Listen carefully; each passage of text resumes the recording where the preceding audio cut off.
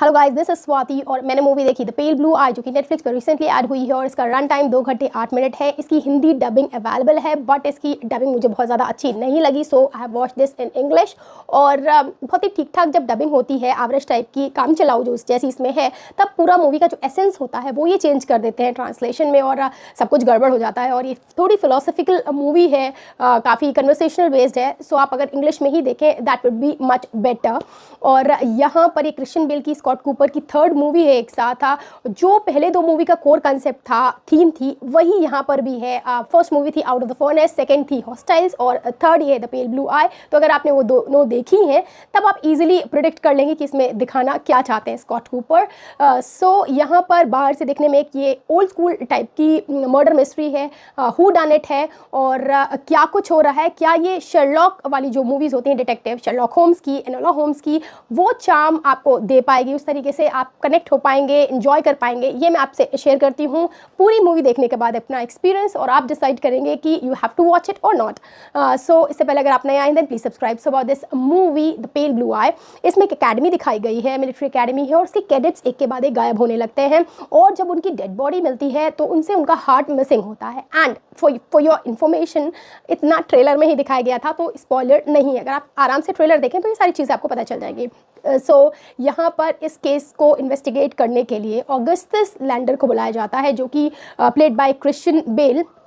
ये सारी जो चीज़ें हैं, सबूत हैं, ये इशारा कर रहे हैं सैटानिक प्रैक्टिसेस की तरफ, यानी कोई शैतान को जगा रहा है या उसकी पूजा कर रहा है अपने किसी बड़े स्वार्थ के लिए। और यहाँ पर रूमर्स ऐसे हैं कि कोई इमोर्टैलिटी के लिए कर रहा है, ये भी स्पॉइलर नहीं है।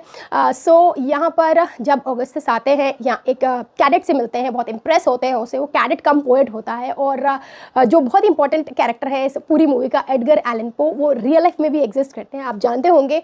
और वो हमारे ईस्टर्न जो फिलॉसफी है उससे काफ़ी इंस्पायर्ड पोएट थे और अपनी कविताओं में यह सारी चीज़ें लिखते थे, काफ़ी डेथ से, डिविनिटी से फैसिनेटेड रहते थे और यही सारी चीज़ें उनकी पोएम में दिखती थी। और ये कैरेक्टर जो है जो हैरी मेलिंग प्ले कर रहे हैं वो इन्हीं सारी चीज़ों को एक्सप्रेस करता चलता है। बहुत ओवर इमोशनल है, जगह जगह पर पोइटिक चीज़ें बोलता रहता है, अपने ऐसे इमोशंस एक्सप्रेस करता है और बहुत ही बेहतरीन एक्टिंग की गई है। अब ये तो बात हो गई स्टोरी की। अब ये दोनों मिलकर किस तरीके से केस को सॉल्व करते हैं, क्या कुछ निकल के आता है, क्या तंत्र मंत्र हो रहा है यहाँ पर। सेकेंड जो इसका टेक्निकल एस्पेक्ट है वो बहुत अच्छा है। आप फ्लॉलेस मूवी है ये, बिल्कुल आप कोई भी कंप्लेन नहीं है इसकी टेक्निकलिटी में। साथ ही साथ जो आर्टिस्टिकली इतनी ज़्यादा अच्छी बनाई गई, और इसी चक्कर में ना इसका जो स्पीड है थोड़ा सा स्लो हो जाता है, ये स्लो बर्न में आ जाती है, जो शर्लॉक और एनोला नहीं है, बहुत फास्ट चलती है और वही उनका चार्म होता है। यहाँ पर ये मूवी वो चार्म लूज़ कर देती है, डायरेक्टर आर्टिस्टिकली दिखाने के चक्कर में मूवी को स्लो ही कर रहा है, वही उसका टाइप है। और फिर यहाँ पर ये कुछ ही लोगों के लिए बन जाती है, मास एंटरटेनर शर्लॉक की तरह, एनोला की तरह नहीं रह जाती है, ये इसका थोड़ा सा ड्रॉबैक है। थर्ड, अगर आप एक्टिंग की बात करते हैं जो मुझे यहाँ पर बात करनी है, तो यहाँ पर जो एडगर एलन पो का रोल कर रहे हैं हैरी मेलिंग, वो आप उनको हैरी पॉटर में उनके कज़न के, बहुत जो मोटे तगड़े कज़न थे उनके फॉर्म में आपने देखा है। और वो बहुत ज़्यादा वेट लूज़ कर यहाँ पर आए, उसमें तो वो बच्चे थे, अभी आप उनको बिल्कुल पहचान नहीं पाएंगे और उतनी ही बेहतरीन एक्टिंग वो कर रहे हैं यहाँ पर। अच्छे से सब कुछ उन्होंने डिलीवर किया है जो कैरेक्टर की मांग थी। सेकेंड, क्रिश्चियन बेल, वो तो मेथड एक्टिंग करते ही हैं, आपने उनको बैटमैन में बढ़िया बॉडी बिल्डर के फॉर्म में देखा है। सेकेंड, आपने उनको मशीनिस्ट में बिल्कुल इतना कम वज़न में देखा होगा, तो वो अपना वेट वैरी करते ही रहते हैं और यहाँ पर इन्होंने थॉर लव एंड थंडर वाले लेवल का परफॉर्मेंस दिया है।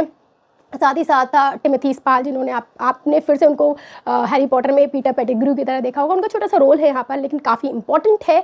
और वो भी पता नहीं कैसे उनका भी इसमें आप वेट बहुत ज़्यादा कम देखेंगे, तो 2 कैरेक्टर्स ऐसे दिखे जो बहुत ज़्यादा कम वेट में थे। साथ ही साथ मैं आपको थोड़ा सा ट्रिविया देती हूँ जो इनसे रिलेटेड नहीं है।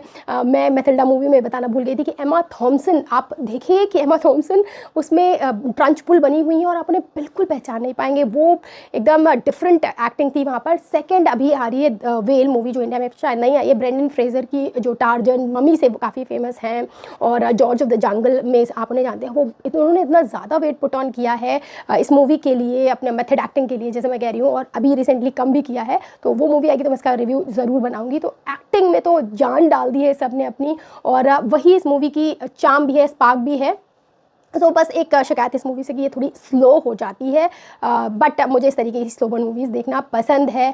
थोड़ी फास्ट होती तो काफ़ी लोगों को इम्पैक्ट कर लेती। That's it, bye bye.